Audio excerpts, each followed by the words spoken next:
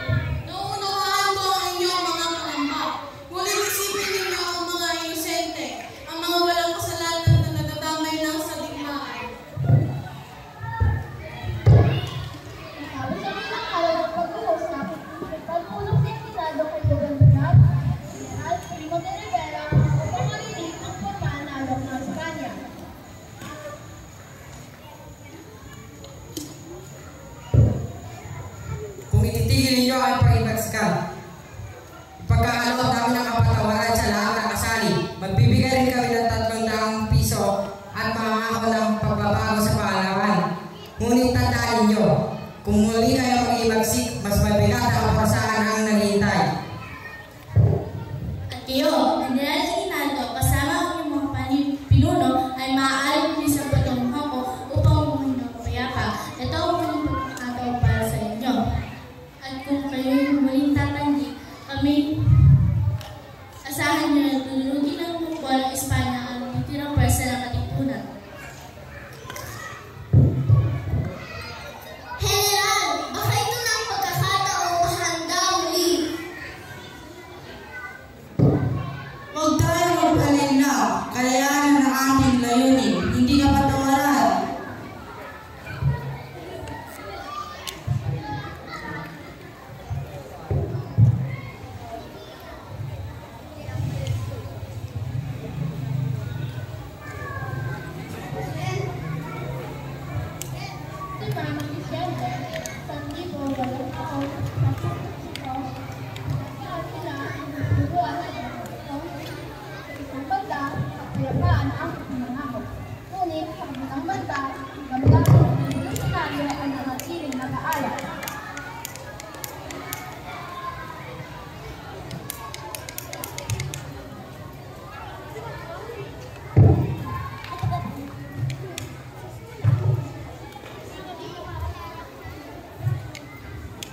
Sa kasunduang ito, matatapos na ang pagdanang ng dugo. Ito ang palimulang hakbang tungo sa pagkakasundo.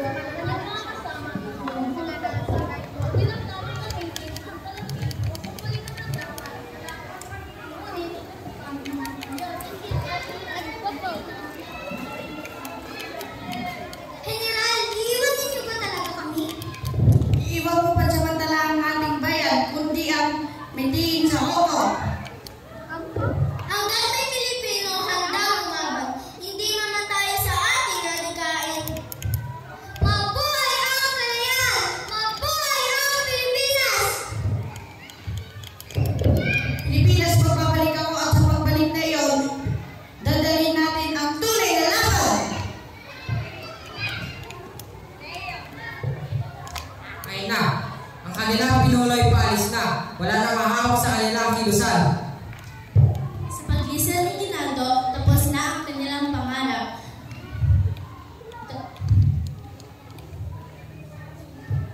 Natapos na rin. Sa pag-alis ni Aguinaldo, humupa na ang sigalot. Wala na magpapakilo sa mga Pilipino. Isang kasunduan, isang salapi, at lahat sila'y tumahimik. Ang Espanya ay muli nagtagumpay! Ngunit, nagkamali ang mga ginaalam, ang perang ibinigay kay Aguinaldo ay ginamit upang pumili ng armas at ihanda ang mga bansa.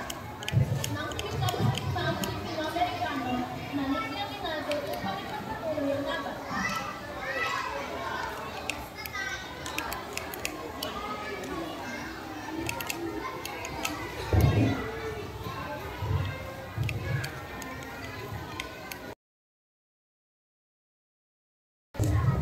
Di kami kailanman didikit. Ang kasunduan sa biyak na bato ay hindi pagtatapos kundi panibago.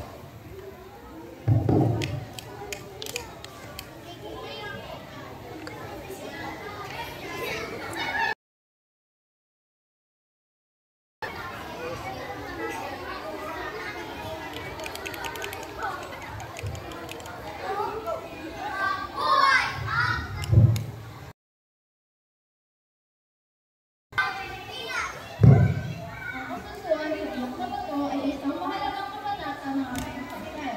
Kung matitigil ito sa mga nasaktan, senaryo at naging pagpapungo sa diplomatik at silahan. Ang pagaling kay General Emilio Aguinaldo sa Panginoon ay hindi tanda ng pagsuko, kundi isang paraan upang mas pagalakas ang revolusyon.